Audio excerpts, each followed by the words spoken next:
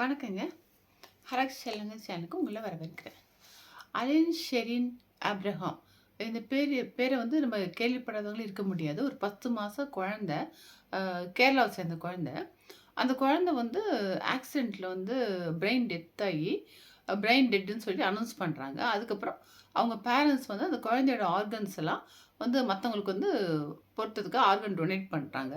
இது எவ்ளோ பெரிய விஷயம். அ இத கேட்கிறப்பயே மனசுலாம் ரொம்ப கஷ்டமா இருக்கு. இத பத்தி என்னன்னு டீட்டெயில்ல பார்க்கலாங்க. அதாவது வந்து கேரளாவ சேர்ந்த வந்து ஒரு குழந்தை வந்து 10 மாச குழந்தை. அலின் ஷெரின் அப்ரஹாம் சொல்லிட்டு. அவங்க வந்து இந்த மாசம் வந்து பிப்ரவரி 5ஆம் தேதி அன்னைக்கு ஒரு 2:30 மணி போல கோட்டயத்துலேருந்து திருவள்ளா அப்படிங்கிற ஊர்ல வந்து ஃபேமிலியோட கார்ல போயிட்டுருக்காங்க. போயிட்டு இருக்க டயத்துல என்ன ஆகுதுன்னா, ஒரு காரும் இந்த காரும் வந்து நேருக்கு நேரா மோதி ஒரு ஆக்சிடென்ட் ஆயிடுது. ஆக்சிடென்ட் ஆறப்ப அவங்க அம்மா, பாட்டிக்கெல்லாம் கொஞ்சம் அடிபட்டுருது. இந்த குழந்தைக்கு தான் மெயினா ரொம்ப அடிபட்டுது. தலையில வந்து இன்ஜுரி ஆயிடுது. உடனே வந்து திருவள்ளான்னு பக்கத்துல இருக்குல்ல, அந்த ஊர்ல போய் ஃபர்ஸ்ட் எய்ட் குடுக்குறாங்க. குடுத்துட்டு 5ஆம் தேதி அன்னைக்கு குடுத்துட்டு 6ஆம் தேதிக்கு கொச்சின் ஹாஸ்பிட்டல்ல கொண்டு போய் அட்மிட் பண்ணி பார்க்குறாங்க. ஸோ 6ஆம் தேதியிலேருந்து ஒரு 13ஆம் தேதி வரைக்கும் பார்த்துட்டுருக்காங்க. பார்த்தா ரொம்ப சீரியஸா அந்த குழந்தை வந்து பொழைக்கல, பிரெயின் டெட் ஆயிடுச்சுன்னு சொல்லி டாக்டர் வந்து 13ஆம் தேதி அனௌன்ஸ் பண்றாங்க. பிப்ரவரி 13 வந்து பிரெயின் டெட் அப்படின்னு அனௌன்ஸ் பண்றாங்க. அப்படி அனௌன்ஸ் பண்ண உடனே என்ன பண்ணுவாங்கன்னா, நம்ம வந்து குழந்தை அதுவும் பாருங்க, ஒரு பெரியவங்க கூட இல்ல, வயசானவங்க இல்ல. ஒரு சின்ன குழந்தை, ஒரு 10 மாச குழந்தை, அவங்களுடைய ஒரே குழந்தை. அது எவ்வளோ ஆசையோட, கனவுகளோட வளர்த்துருப்பாங்க. அவ்வளோ கனவுகள், எதிர்கால கனவுகள்லாம் எவ்வளவோ இருக்கும். அந்த சின்ன குழந்தை இறந்து போச்சுன்னா, நம்ம அந்த ம் எத வேணா தாங்கலாம். அந்த குழந்தை போச்சுன்னா, அதோட இழப்பு வந்து தாங்கவே முடியாது. யாருக்குமே எந்த பேரண்ட்ஸ்க்கும் தாங்க முடியாது. அப்படிப்பட்ட சூழ்நிலையிலயும், அந்த குழந்தையோட உறுப்புகள வந்து நம்ம தானம் பண்ணணும் அப்படின்னு சொல்லி அவங்க வந்து அந்த இதுலயும் முடிவு பண்ணி, அந்த குழந்தையோட வந்து லிவரு, 2 கிட்னி, அப்புறம் ஹார்ட் வால்வு, கண்ணு எல்லாத்தையும் வந்து டொனேட் பண்ணி தானம் பண்ணிட்டுருக்காங்க. இதுல வந்து பார்த்தீங்கன்னா, லிவர் வந்து ஒரு 6 மாச குழந்தைக்கு வந்து அதே மாரி அந்த குழந்தையும் வந்து 6 மாச குழந்தைக்கு வந்து ரொம்ப ஒரு இது அதாவது வந்து 6 மாச குழந்தை ரொம்ப யங்கஸ்ட் குழந்தை அது. அந்த குழந்தைக்கு வந்து லிவர் வந்து டிரான்ஸ்ஃபர் பண்ணியிருக்காங்க. அதுக்கு இந்த ஆர்கன் வந்து குடுத்துருக்காங்க. கிட்னி 2 கிட்னியும் வந்து அதே திருவண்ணாமலத்தை சேர்ந்த ஒரு 10 வயசு குழந்தைக்கு வந்து குடுத்துருக்காங்க. அதே மாரி வந்து ஹார்ட் வால்வ வந்து ஒரு ஹாஸ்பிட்டல்ல கொண்டு போய் ஹாஸ்பிட்டல்ல அனுப்பிச்சிருக்காங்க. அங்க வந்து அவங்க வந்து இது பண்ணி வச்சிருப்பாங்க. அவங்க வந்து செ பத்திரப்படுத்தி வச்சிருப்பாங்க. யாருக்கு தேவையோ அவங்க குடுப்பாங்க. அங்க கொண்டு போய் குடுத்துட்டாங்க. அடுத்தது வந்து பார்த்தீங்கன்னா, அது எங்கன்னா Sri Chitra institute for medical science and technology அங்க ஹாஸ்பிட்டலுக்கு அங்க கொண்டு போய் குடுத்துட்டாங்க. அடுத்து கண்ணு வந்து அ அந்த ஐபால் வந்து கொச்சின்ல வந்து ஒரு ஐ பேங்க்குக்கு வந்து குடுத்துருக்காங்க. ஸோ அவங்க வாங்கி வச்சுப்பாங்க. இது மாரி அந்த 10 மாச குழந்தை வந்து அவ்வளவும் வந்து டொனேட் பண்ணியிருக்குது. ரொம்ப யங்கஸ்ட் கேரளாலயே ரொம்ப யங்கஸ்ட் ஆர்கன் டொனர். இந்தியாலயும் ரொம்ப யங்குன்னு தான் சொல்றாங்க.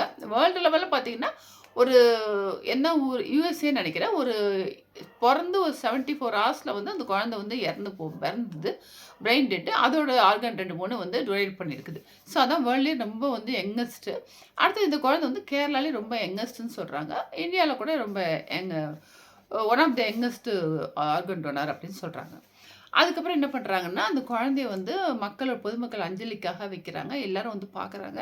பார்த்து முடிச்சுட்டு அரசு அ அவங்க மரியாதையோட வந்து கவர்மெண்ட் ஹானரோட வந்து இப்ப ஸ்டேட் அண்ட் போலீஸ் ஹானரோட வந்து அரசு மரியாதையோட வந்து அந்த குழந்தைக்கு வந்து போலீஸ்லாம் வந்து அடக்கம் பண்றாங்க. அவ்வளோ மரியாதையோட பண்றாங்க.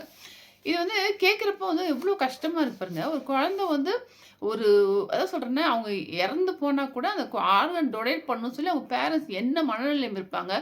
எவ்வளோ சோகத்துல இருப்பாங்க? குழந்தை வந்து புத்திர சோகங்கிறது அவ்வளோ ஒரு கொடுமையான விஷயம்னு சொல்லுவாங்க. அப்படி அந்த குழந்தை வந்து இறந்தா கூட அந்த ஆர்கன் டொனேட் பண்ணணுங்கிறது அவங்களுக்கு தோணி அவங்க பண்ணியிருக்கிறாங்க பாருங்க. அது எவ்வளோ பெரிய விஷயம். ஸோ 5 பேருக்கு நெறைய அவங்க அந்த உறுப்புகள் மத்தவங்களுக்கு போய் வாழ்வு குடுத்து அந்த குழந்தை வந்து அவங்க மூலியமா வாழ்ந்துட்டு இருக்கு. அது ஒரு எவ்வளோ நல்ல விஷயம். இத பார்த்து நம்ம எல்லாம் கத்துக்கணும் ரொம்ப. ஏன்னா நம்ம வந்து இறந்து போனதுக்கப்புறம் வந்து பார்த்தீங்கன்னா, நம்மளுக்கு வந்து இந்த உறுப்புகள்லாம் எது எது யூஸ் ஆகுதோ, அத வந்து வேஸ்ட்டா போறதுக்கு நம்ம வந்து மத்தவங்களுக்கு உபயோகமா குடுக்குறது ரொம்ப நல்லது. இதெல்லாம் ஒரு நமக்கு ஒரு ஒரு பாடமா எடுத்துக்கணும் நம்ப. இதுல இன்னொரு விஷயம் என்ன பார்க்கணும்னா, இந்த குழந்தைக்கு வந்து ஆக்சிடென்ட் ஆனது வந்து எப்படின்னு சரியா தெரியல. ரோட் ஆக்சிடென்ட் சொல்றாங்க, ஃபேமிலியோட போறப்ப.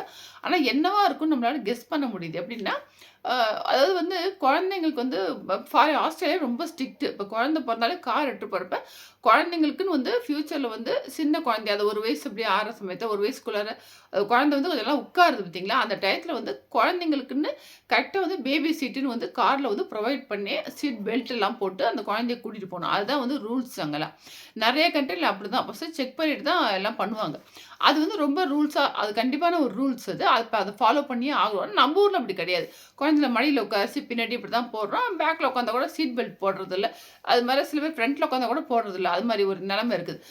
அதனால தான் இருக்கும்னு நெனைக்கிறேன். ஏன்னா எனக்கு தெரிஞ்சவங்களோட குழந்தை கூட இப்படி தான் கார்ல போயிட்டுருக்கப்போ ஒரு சின்ன ஆக்சிடென்ட் ஆயிடுது. காசு மோதி ஆக்சிடென்ட் ஆயி, அவங்க பேரண்ட்ஸ்க்குலாம் வந்து ஒண்ணும் கொஞ்சம் லேசா அடிபட்டுருது. இந்த குழந்தை வந்து அவங்க குழந்தை 1 வயசு குழந்தை வந்து பேக்ல உட்கார்ந்து இருந்தது.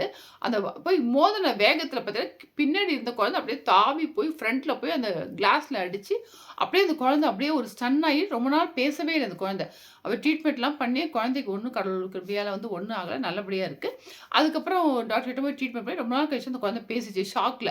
ஸோ இது என்னன்னா உங்களுக்கு அதனால வந்து குழந்தைங்கள வந்து மேபி அப்படிதான் இருக்கும்னு நெனைக்கிறோம் நம்ப. ஏன்னா வந்து தலையில தான் இன்ஜுரி சொல்றாங்க. அதனால மடியில உட்கார வைக்கிறப்ப அந்த ஆக்சிடென்ட் ஃபுல்லா ஃபோர்ஸ்ல வந்து குழந்தை எங்க இருந்தாலும் அப்படி முன்னாடி போய் அங்க போய் அடிபட்டுருக்கும் தான் நெனைக்கிறோம். ஸோ அதனால இந்த குழந்தைக்கு வந்து பேபி சீட்டுங்கிறது கண்டிப்பா வந்து கார்ல வந்து நம்ம ப்ரொவைட் பண்ணி அந்த சீட் பெல்ட் கண்டிப்பா போட்டே ஆகணும்.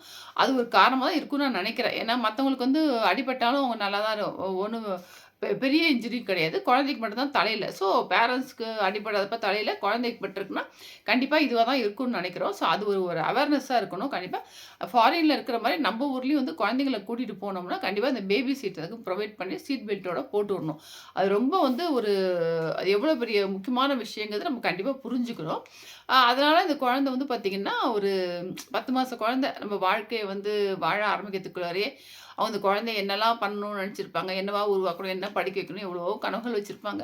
ஆனா அந்த குழந்தை அவ்வளோ சிரிச்சுக்கிட்டு பார்க்குறப்பயே அவ்வளோ இதா இருக்குது. அந்த குழந்தைய வந்து அந்த ஆர்கன் டொனேட் பண்றது ரொம்ப டச்சிங்கா இருக்குங்க. இது மாரி எந்த பேரண்ட்ஸ் பண்ணுவாங்களான்னு ரொம்ப சந்தேகம் தான் நம்மளுக்கு. ஏன்னா, சின்ன குழந்தைய வேற ஆர்கன்லாம் எடுத்து கொண்டு வரப்ப அவங்க மனசே கேட்காது. அது யோசிக்க கூட மாட்டாங்க.